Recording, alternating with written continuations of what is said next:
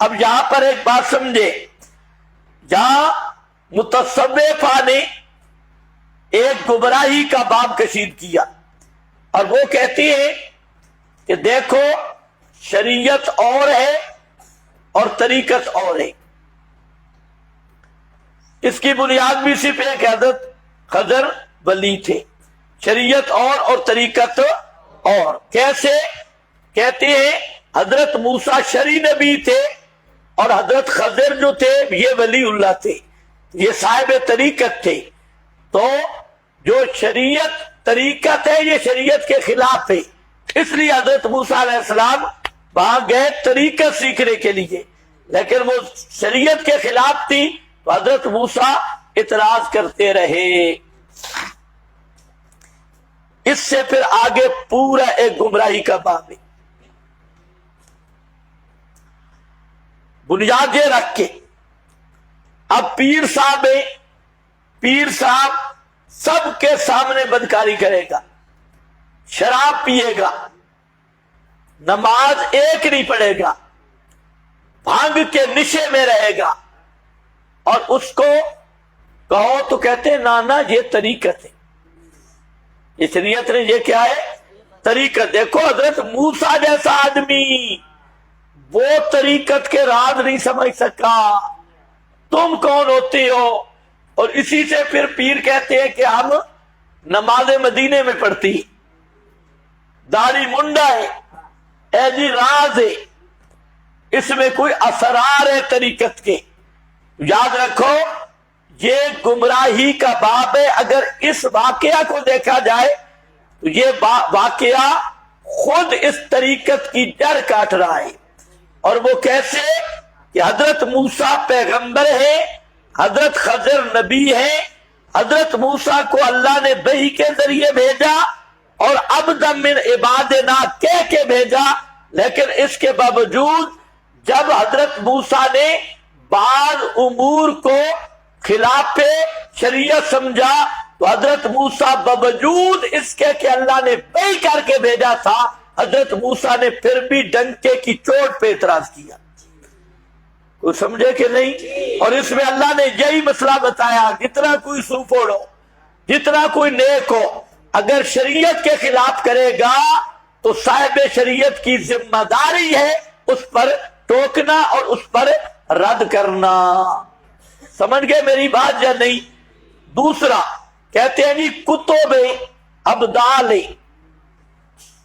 آج بھی کتب ابدال ہے، غوث کے بغیر آسمان قائم نہیں رہتا۔ احمد رضا نے لکھا غوث کتب ابدال۔ یہ تو پہلی بات تو ہے کتاب و سنت میں ان کے وجود پر کوئی دلیل نہیں، یہ سب متصوفانہ باتیں۔ میں عرض کروں گا جو دو روایتیں آئی ہیں ابدال شام کے بارے میں کہ شام میں ابدال ہے فلاں، ان میں ایک بھی صحیح نہیں، بلکہ حافظ ابن القیم نے اس پر اور امام ابن تیمیہ نے بہت اچھی گفتگو کی۔ انہوں نے کہا کتب ابدال اور ان کے بارے میں جو روایات ہیں ایک بھی صحیح نہیں، تو یہ صوفیانہ اصطلاحات تھی۔ تو یاد رکھو اگر بالفرض کوئی ہو کتب بھی ابدال بھی، لیکن اب اگر وہ شریعت کے خلاف کرے گا، کسی کو قتل کرے گا، تو ہم اسے شریعت محمدی کے مطابق قتل کریں گے، چاہے کتب بھی ہو، بولو چاہے کیا ہو، ابدال بھی ہو۔ بلکہ اب حضرت خضر بالفرض آ جائے اور کسی آدمی کو اسلامی حکومت میں آ کے قتل کریں گے تو ان کو بھی شریعت محمدی کے مطابق قصاص میں قتل کیا جائے گا۔ یہ جملہ بڑا سخت ہے، اس لیے کہ وہاں جو معاملہ تھا دونوں پہ وہی آ رہی تھی، اب وہی آ رہی ہے، وہی جاری ہے۔ جب وہی جاری نہیں تو جو وہی آئی ہے ہم اس پہ عمل کرنے کے پابند ہیں، کتاب و سنت پہ ہم عمل کے پابند ہیں۔ بات حضرت موسیٰ پہ بھی وہی آئی، حضرت خضر پر بھی کیا آئی؟ وہی آئی، ما فعلتہ عن امری، تو وہ معاملہ وہی کا تھا۔ اور محمد مصطفیٰ پر وہی ختم ہو گئی، ان کا سال وحیو آپ کی وفات سے بھئی منقطع ہو گئی، لہذا اب کوئی ابدال ہونے کا، کتب ہونے کا اور کوئی اور غوث ہو کر شریعت کے خلاف کرے گا تو کتاب و سنت کی حد اس پہ جاری ہوگی۔ یہ نہیں ہے کہ حضرت خضر نے یہ کیا تو خیر ہے، تو یہ بھی جی ابدال ہے، ابدال نہ ابدال پورا نان بنا دیں گے جو کتاب و سنت کی خلاف ورزی کرے گا۔ آخری بھئی آ گئی، قانون متعین ہو چکا ہے، لہذا اب کسی پردے میں شریعت کے خلاف جو کوئی طریقت کا راستہ ڈھونڈتا ہے تو وہ کٹر زندیق ہے، اور کٹر شریعت کی روح سے وہ مرتد بنے گا، وہ مسلمان ہی نہیں تو مجھ کو کتب ابدال بنانے کے چکر میں ہو۔ صوفیوں کی مجلس سے اسی پہ قائم ہے، اے شریعت ہے نا جی،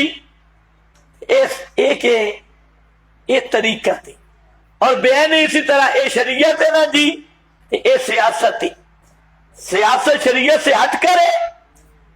ایک فریق وہ ہے جو طریقت کو شریعت سے ہٹا گیا، دوسرا وہ ہے جو سیاست کو شریعت سے دور کر گیا۔ جو سیاست کو شریعت سے الگ کرے وہ بھی زندیق ہے، جو طریقت کو شریعت کے مقابل سمجھے وہ بھی مرتد اور زندیق ہے۔ باقی جو مرضی آپ اس کو لقب دیتے رہو۔ آخری اتھارٹی وہ ہے کتاب و سنت، قرآن و سنت، اسی پہ عمل کرنے کے ہم پابند ہیں۔